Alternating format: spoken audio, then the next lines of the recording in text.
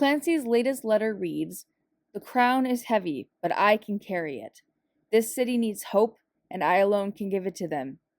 But this city needs to feel powerful again and snap out of the lifeless obedience they've been trapped in. I can give it to them. I can give them hope. I will be their example of absolute power. I feel alive again."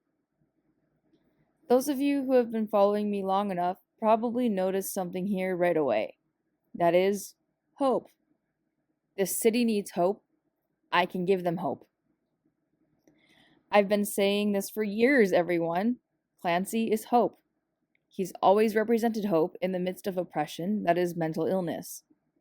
He wants to snap the people of Dema out of mindless obedience. He wants to be an example of absolute power. The only thing about absolute power is that it corrupts absolutely.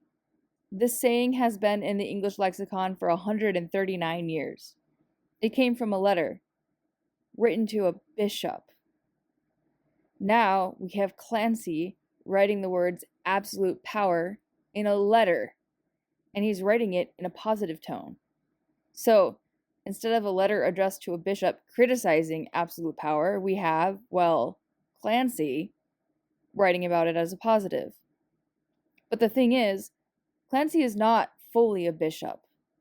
The black paint on his neck doesn't reach up over his nose like it does for the bishops.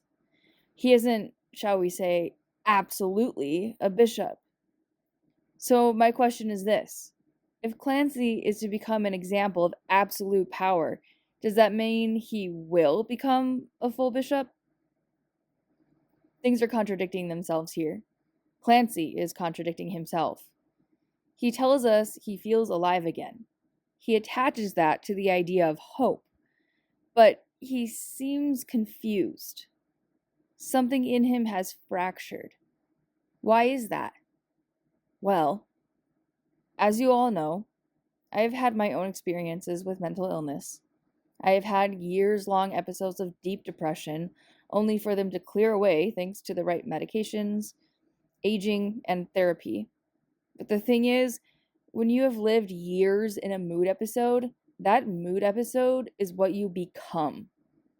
The people around you know you as the depressed version of you. You know yourself as the depressed version of you.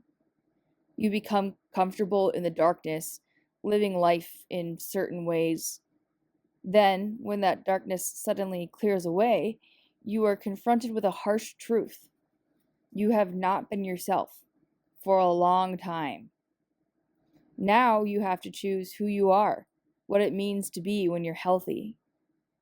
And it's scary, and it's confusing. In some cases, for those who have bipolar disorder, the depression can swing into something called mania. This includes fast thinking and speech, increased risk-taking, a increase increase of energy, and grandiosity. Some people experience mania severe enough that it causes psychosis, and they start to think things like that they have the ability to fly.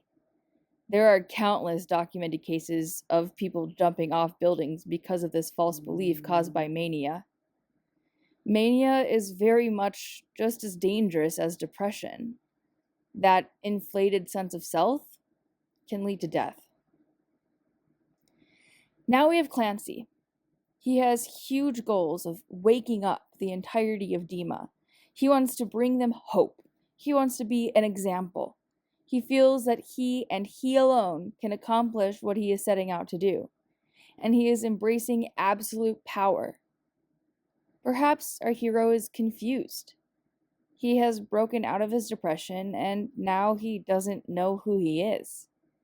He's swung around to the opposite extreme, from a depressed, powerless, obedient citizen to a symbol of hope, a rebel with absolute power. Is this really Clancy, or is this a fractured identity as a result of a lifetime of oppression? Will Clancy find balance? Will he smooth out, recognize what's real? Because that's the antidote to these ups and downs, reality, knowing who you are, truly. Here's another question. Is the hope Clancy describes in the letter really hope, Or is it something else? Remember how we talked about Keons being the representation of control?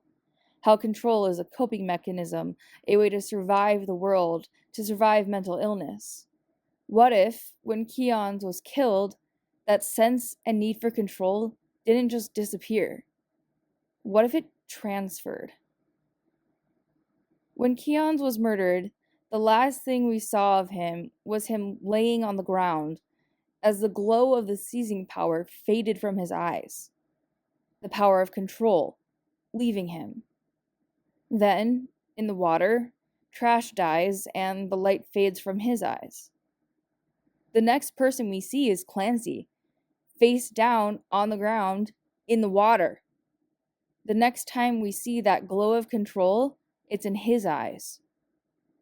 Make no mistake, there is no coincidence that the first body Clancy ever controls with the seizing power is Keons, the representation of unhealthy control.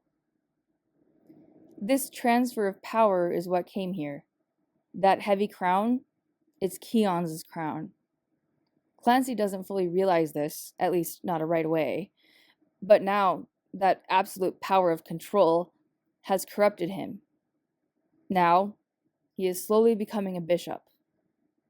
The need for control has slowly begun to overcome Clancy's true identity, that of hope. If someone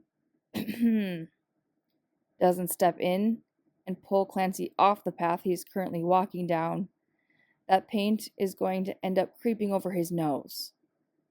There's only one way out of this.